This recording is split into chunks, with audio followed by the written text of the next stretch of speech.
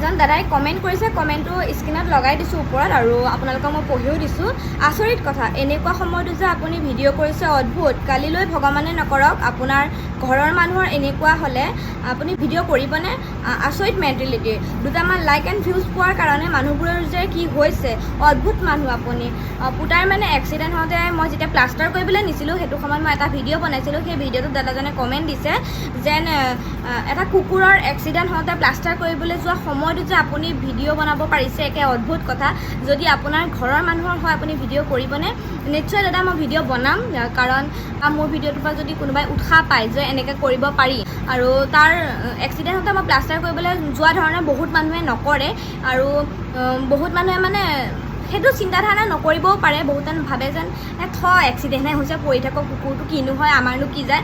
কিন্তু মোৰ ভিডিঅ'টোৰ পৰা যদি কিছুমানে ভাবিব পাৰে জীৱ এটা এনেদৰে পৰি আছে, তাকো হস্পিটেললৈ নি ঠিক কৰিব পাৰোঁ, মোৰ ভিডিঅ'টোৰ পৰা যদি কোনোবাই উৎসাহ পায়, মোৰ কাৰণে বহুত আনন্দিত কথা হ'ব।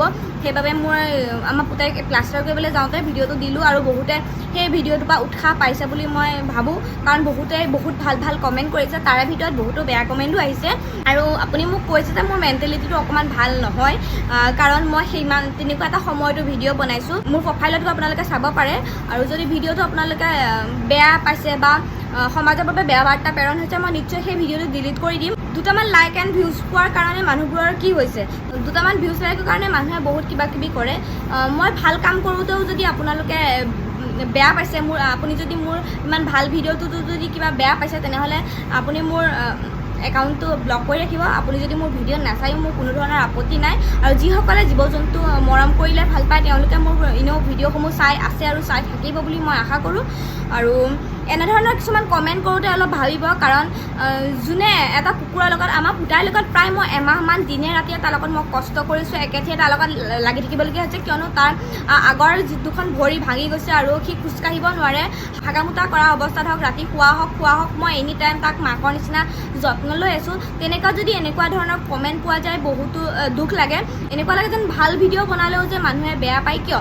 আৰু আপুনি কৈছে ভিডিঅ' বনাব কিয় লাগে, ছ'চিয়েল মিডিয়াত নামিছোঁ এই ভিডিঅ'সমূহ বনাবৰ বাবে, এইসমূহ বস্তু দেখাবই লাগিব। কিছুমান ভিডিঅ'ত মানে কমেণ্ট দিওঁতে ভাবিব, কমেণ্টেও বহুতৰ মন ভাঙি দিয়ে।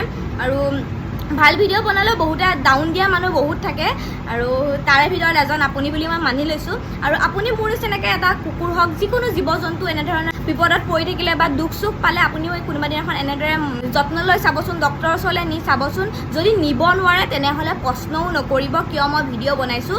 আৰু দাদাজনৰ কমেণ্টটোত যদি মই ভুলকৈ কৈছোঁ, আপোনালোকে মোক শুধৰাই দিব বুলি আশা থাকিলে।